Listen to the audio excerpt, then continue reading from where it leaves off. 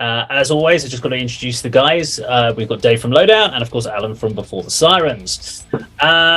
This should be an interesting one. So one of the things we've noticed on certain albums, and especially when metal albums get released, is bands seem to like to do dance remixes of metal songs on their albums. I noticed this a lot in the mid 2000s. So I've seen it with bands like Disturbed, one of my favourite bands, Demon Hunter, have got a load of tracks and great metal band, and then suddenly you'll get 4 or 5 different remix dance versions of the same song. What do we think about it, especially when it's the band that have done it? It's not a case of some random person's done a weird mashup remix. Bands releasing dance remixes of their own songs, metal songs. But like them, don't like them. I can't say that I know a lot about them, in all honesty with you.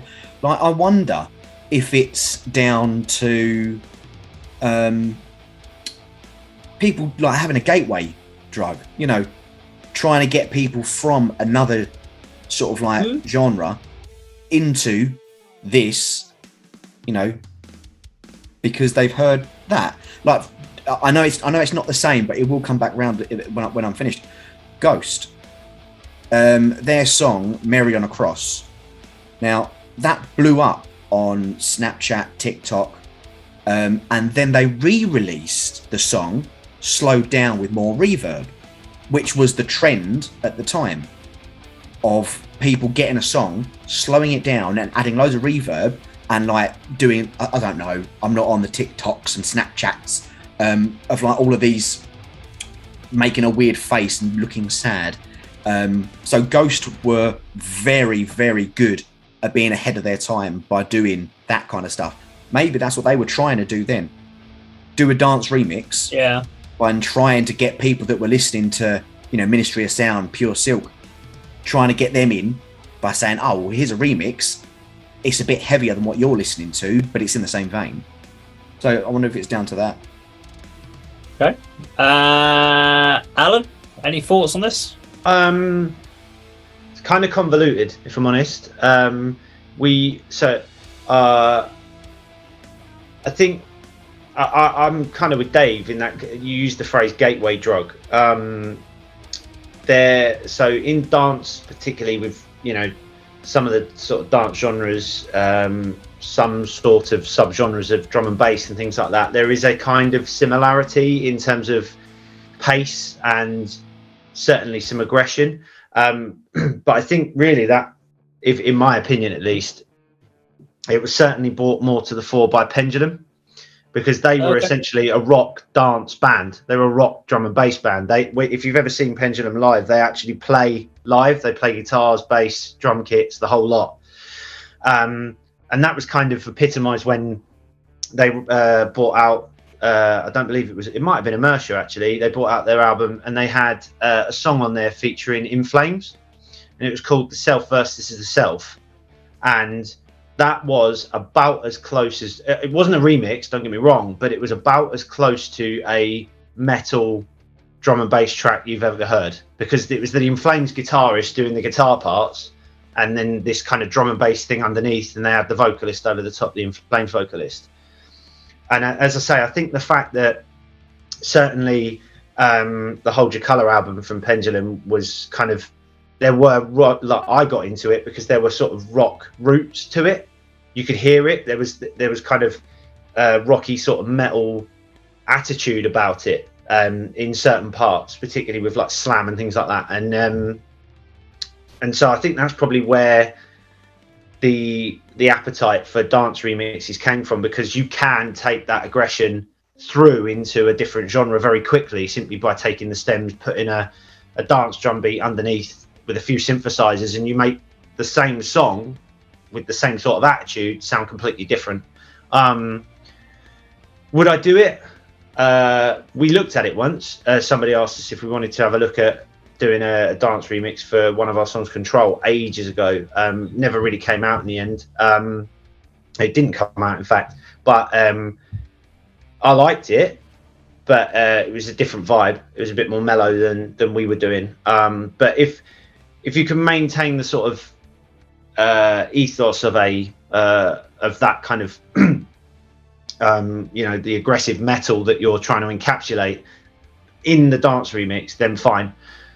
That said, I promise I said I didn't really have much to say, and then I've just carried on waffling on. You like me? If anybody has heard the Blacklist album, and I mentioned this because it came on in my car yesterday on the way home from work, there are a couple of covers of Wherever I May Roam on there, one namely by Chase and Status, and it's possibly the worst thing I've ever heard in my entire life, because it's some rapper whose name I don't know singing over a slowed down version of Wherever I May Roam. I say singing, he's rapping, but he's rapping the same lyrics that James Hetfield did. So he's quite literally going like, it's just atrocious. How do you rap and the road becomes my bride as the intro? Like this, and the world becomes my bride, innit? That's, I'm genuinely impersonating what I heard. And it was like, the whole Roma, vagabond, call me what you will. It was literally just word for word reciting it. And I get where people are coming from. Metallica have influenced like millions of people over the years, but for God's sake, don't give it to a rapper and say, yeah, go on then, because no. But yes, dance remixes can work, but most are a bit cringy and a bit rubbish. Okay, Andy, you got any thoughts? I didn't really know this was a thing, and it's what bands are doing. So it's an interesting discussion point. My input on this is probably 20 years ago, if not longer, Earache released a sort of dance album of some of their top rostered bands' songs, and Napalm Death was on them, and it was generally awful. I think I did like the Napalm Death one. I can't even remember what song it was. It might have been Breed to Breed, something like that. And then a Swiss dance techno band done some Morbid Angel remixes, and again they seem to work, but it's not your Ibiza chill out dance remixes. It's the extreme end, like I think Gabba was the term, or really hard dance, hardcore versions of these particular songs. So it can work. It depends on the source material. It depends on what they're trying to do, what spin they put on the actual track. But as a rule, I'd probably say no, avoid it. It's not something I'd be looking at to listen to. And I don't think it's something that should be encouraged by the bands themselves. But if a sort of dance or record producer wants to sort of try and put a different spin on a record, then he should be allowed to. But I don't think bands should be actively seeking to do it and sort of push it on their fans. Okay. Kirk, you got any thoughts? Yeah. So, what was the original question? Good or bad? Doing these dance remixes, do we think they're a good thing or a bad thing, or you have no opinion one way or the other? No, I do. The reason I ask is I don't think this is a trend, although I don't think you were implying that. Do you remember late 90s, early 2000s in the music industry, where the only way you could get music was buying the physical product, and you had the top 40 singles chart? And in the UK, we took singles a lot more seriously than in America, where it was all about album sales. So the major labels that signed up a lot of these heavy rock bands in the wake of grunge and then nu metal, they'd be surprised by how quickly they'd be able to shift a platinum album, and they'd be like, let's get some singles out. Let's not just do one CD version. Let's do CD 1 and CD 2, and we'll just fill them all with dance remixes that the band have not even heard. So sometimes the artist wasn't even aware of this. However, I guarantee you there is no way that Kurt Cobain of Nirvana would ever allowed one of his songs to be remixed on CD 2 of a single by Geffen Records. Soundgarden wouldn't do it. Pearl Jam wouldn't do it. Correct me in the chat if that has actually happened with Pearl Jam. The nu metal bands certainly were. You'd buy a Korn single, CD 1, CD 2, 3 remixes. You've never heard of these people who are remixing them because you don't listen to that type of music, and they were utter shite all the time. There is an exception though. Faith No More, album of the year 1998. I remember buying it. I've got the special version with CD 2, and it has got some really cutting edge drum and bass remixes, and they've really preserved Mike Patton's voice. So there are some exceptions, but to me, this was a music industry con, just to try and bleed as much money as possible out of an album cycle. You don't have that now. Nobody releases physical CD singles. I don't think even Adele or Taylor Swift would release a CD single, would they? Certainly albums and vinyl. So this was a trend that was really perpetuated by a dollar-hungry music industry. Understandable, that's their job. And I just don't think the bands even had any complaints in this. They didn't have a choice often. You know, some of those record contracts were awful.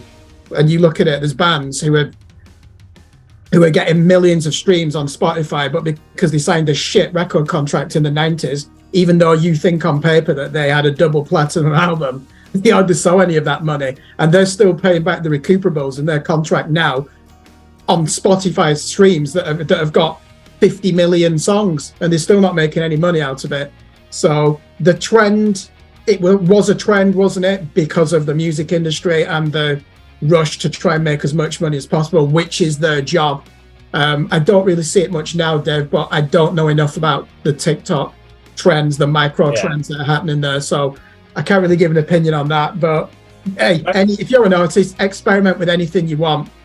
I'm the only one here who's not an active musician. So you four, you know, really, would you want someone to say, oh, you're a metal band, these are the rules, you can't do this? I don't think you'd be happy with that, would you? I mean, I think one of the things I would say around these dance remixes and stuff like that is I've seen it more on album reissues. So whenever they reissue an album or they remaster an album, whenever, and I don't know if that's the band or I don't know if it's the record labels. I see that quite often. And whenever they do a reissue or something like that, there's always the bonus tracks, and most of the time they're remixes of earlier tracks on the album in a dance form or something extra like that, or they've been done in a different way. So that there is still that trend of trying to take in effectively the album that you put out 2 years ago, work on some bonus tracks and stuff, and then reissue it with the idea that hopefully you're going to sell it again. And I still think there's still an element of that going on, because I'm still seeing it with some albums that come out recently. But okay, interesting topic.